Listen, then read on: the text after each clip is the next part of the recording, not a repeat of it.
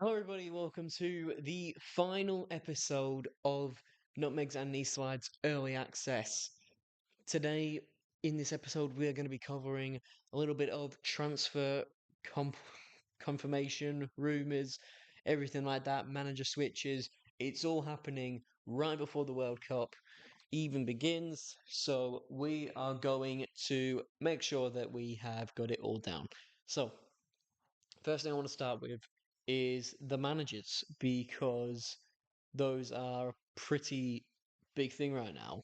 Because right now we've got Arne Slot getting sacked by Liverpool the day of the Champions League final. And when I saw that, I was actually on the phone at the time and I saw a One Football news story and I flicked it open and said, Liverpool sack Arne Slot. I'm like, oh my god, I was actually shocked by it because it was my understanding that Liverpool they were going to back Arne Slot. They were going to back him because he got them into the Champions League. He got them Premier League title the other year. But at the same time, you can say, "Oh yes, he got us into the Champions League." That's not always enough, you know. Ange Postecoglou got Tottenham into the Champions League, and that wasn't enough because they finished 17th. Right, Liverpool finished fifth, and they had like if it wasn't for European coefficients in the new format, Liverpool would have finished fifth and wouldn't have gotten Champions League. They would have been in the Europa League. So it's stuff like that has changed this job. That has changed a lot of things. And a few years ago, that wouldn't have slid because that wouldn't have been Champions League football.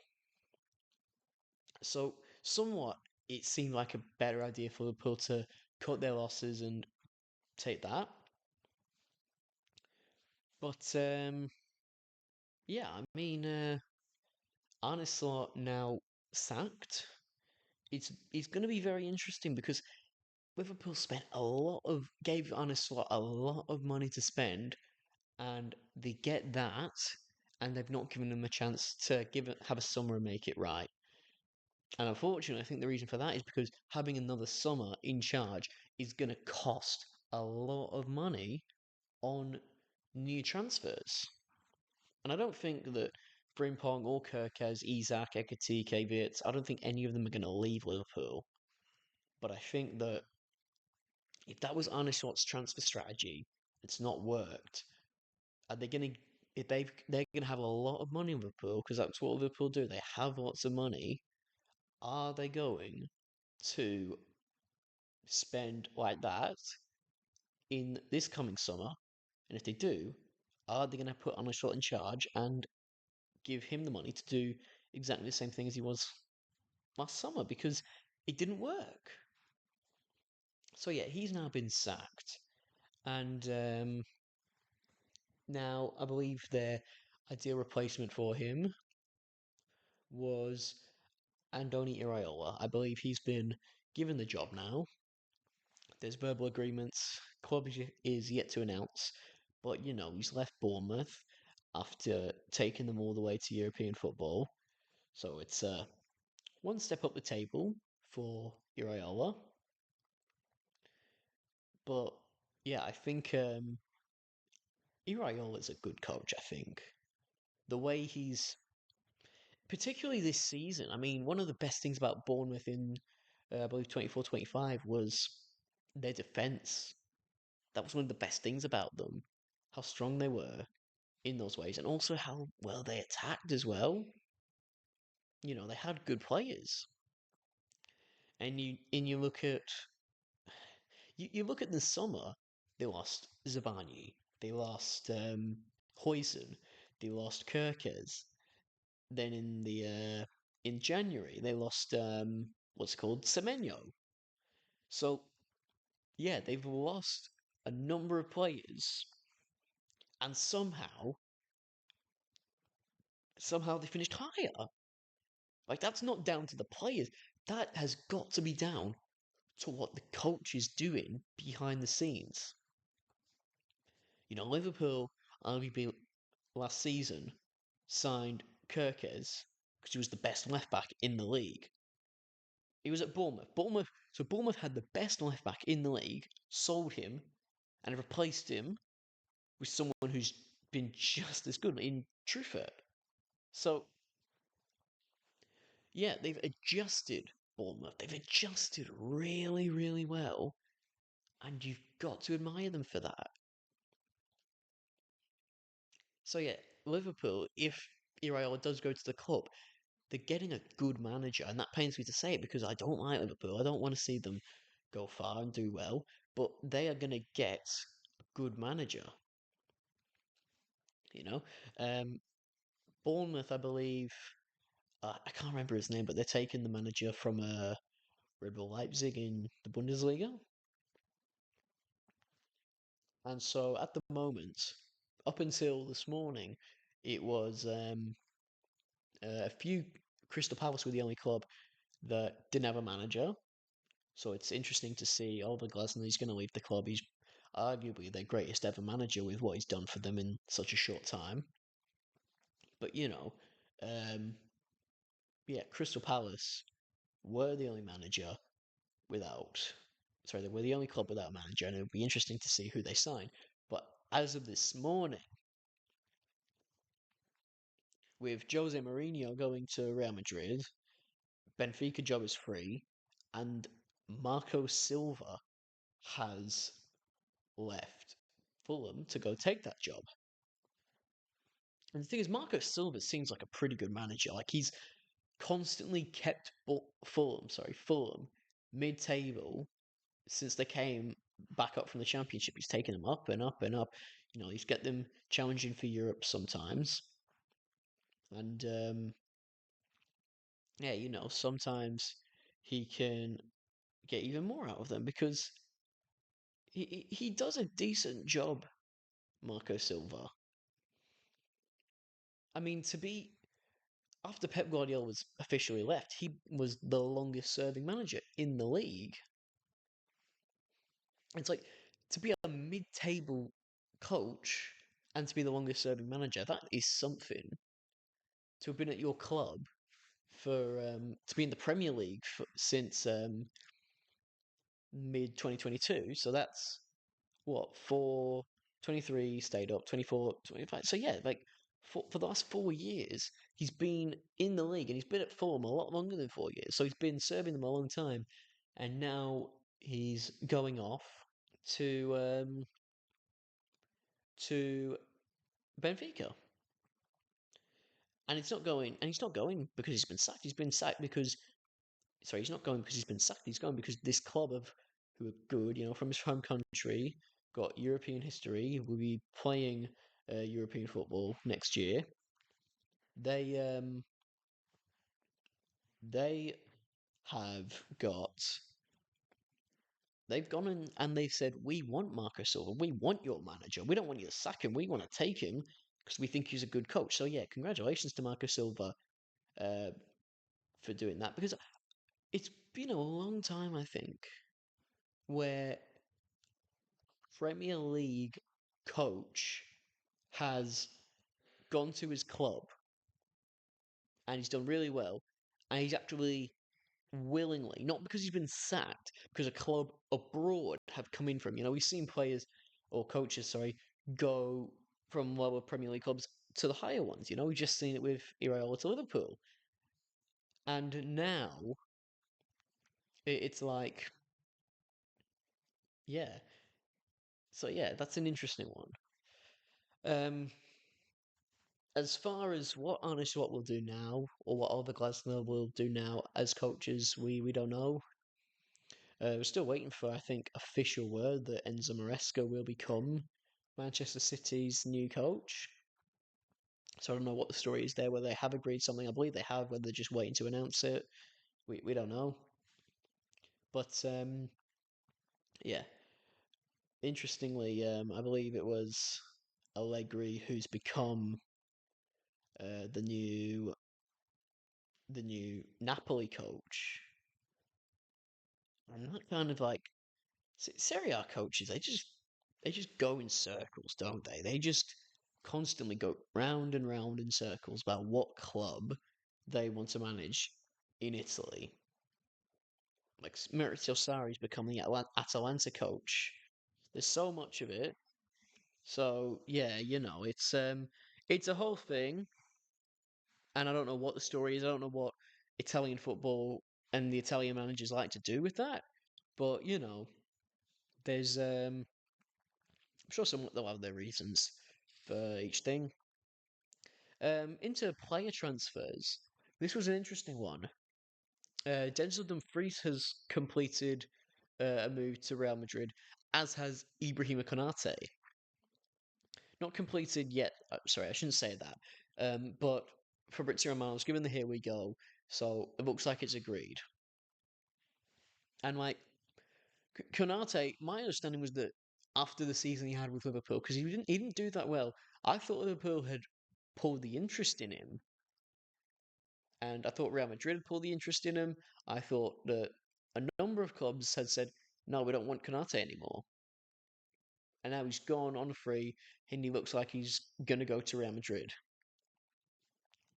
And that's not bad because I don't. I think the centre back department is something that Real Madrid have actually started lacking recently. They signed Huijsen, who has been called up to Spain in the World Cup, but I do like Huijsen. You've then got players like Militao who can't stay fit. David Alaba's leaving the club because he can't stay fit. Rudiger is, he's starting to get a bit older now. Antonio Rudiger. So yeah, it's a decent move if they sign Konate. And Dumfries, they needed to sign a right back to replace Carvajal, and I feel like Dumfries, the way he's gone at Real Madrid, he might start over Trent Alexander-Arnold. But the thing is, look at Jose Mourinho's past teams. The best fullbacks to play under Jose Mourinho, I think, were probably players such as Ivanovic, Cole, Zanetti, probably even other ones he's played under, particularly in his time at Real Madrid. Even he had players like Ramos at right back. He had Carvajal. He had Marcelo. So he had good fullbacks. Now here's the thing: the modern fullback seems to be required to be able to go forward.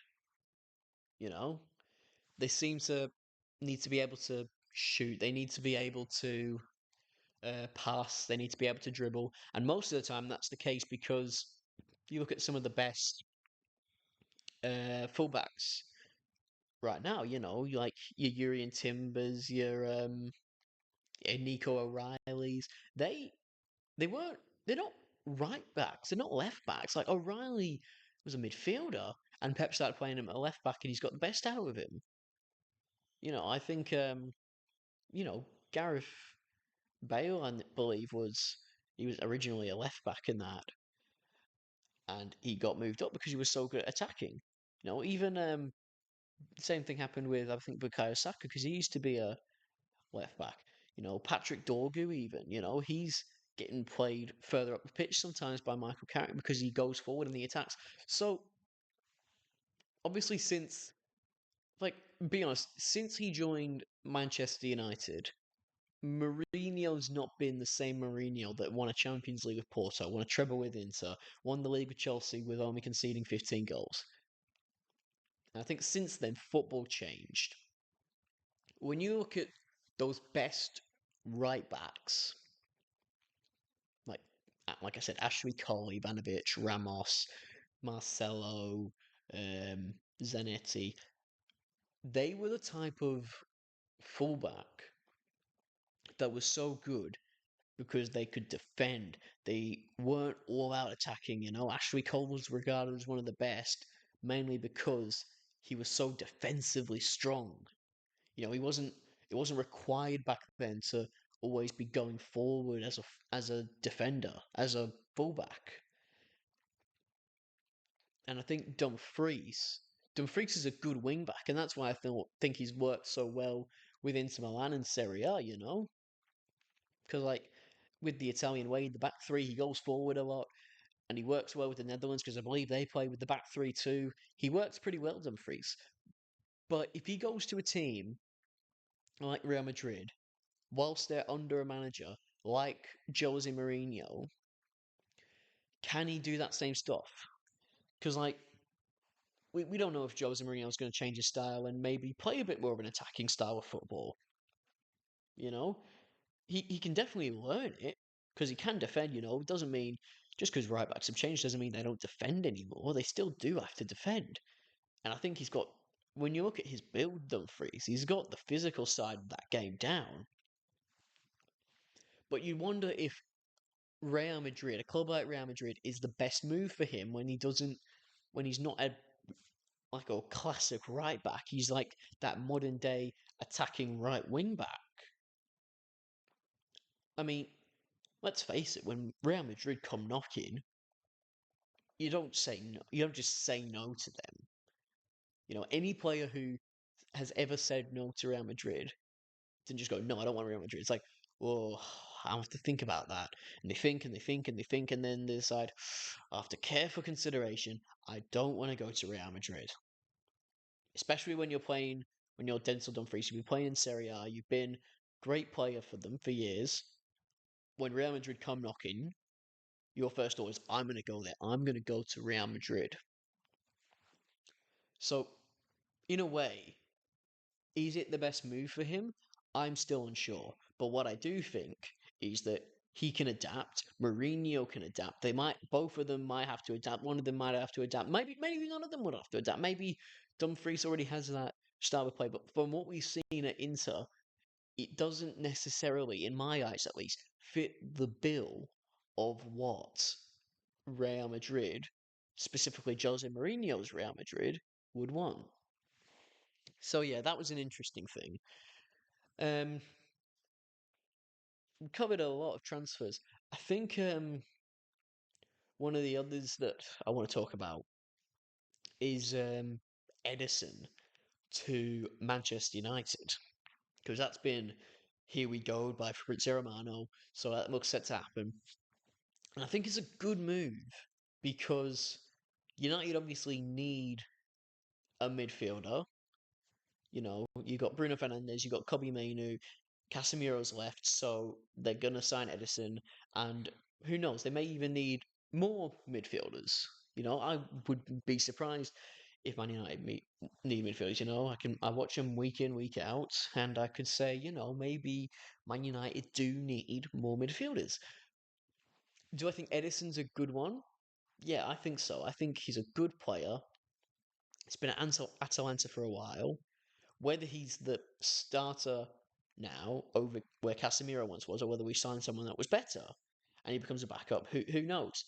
But Edison,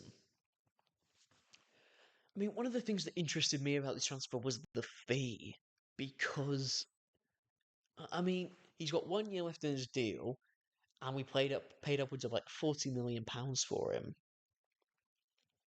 and I just think, well, you look at maybe Mark Gahey, who was he had 6 months left on his Palace deal and went to Man City. They signed him for 15 million. So maybe my math's not on point. Maybe there's more value in players. Like value depends. Different players value their players differently. Clubs have different ways on how they see their players. It depends if they are a smaller club or a bigger club, or which club is trying to come in for them. But 40 million for player with 1 year left on his deal. I don't know if I sound cheap, but that sounds like too much. I I hope I'm not being cheap, but it just seems too much, especially when Man United not too long ago paid 60 million for Mason Mount when he just had 1 year left on his deal and could have got him for free, and he's not worked out really. On his day he's a good player, but he just keeps on getting injured. So yeah, I think from what I've seen, he's a good player. He's been a consistent player. He's a hard worker. He's got a good mentality, so he can be a good player for United. I hope he does. But yeah, like only time will tell. We've bought players from Atalanta before, and Yeah, sometimes they work out like Ahmad did. Sometimes they don't work out like Hoyland did. But, it's safe to say that only time, again, one of the biggest sayings, only time will tell whether he can adapt to the Premier League, he can, whether he's good enough, not just to play in the Premier League, but to play for a team like Manchester United. Because, like, Manchester United and Atalanta are not the same, you know, not just in terms of leagues, but in terms of status, players. Ederson's been a star player for Atalanta for a little while now. Now he's going to be playing in the team with Bruno Fernandes, Mateus Cunha, Brian Burmo, Kobe. He might not be the star anymore. So he's got to try and live with that. He's got to try and work on it. If he wants to become the star player, he can if he's the best. So yeah, whatever Edison does, I hope he does well at United.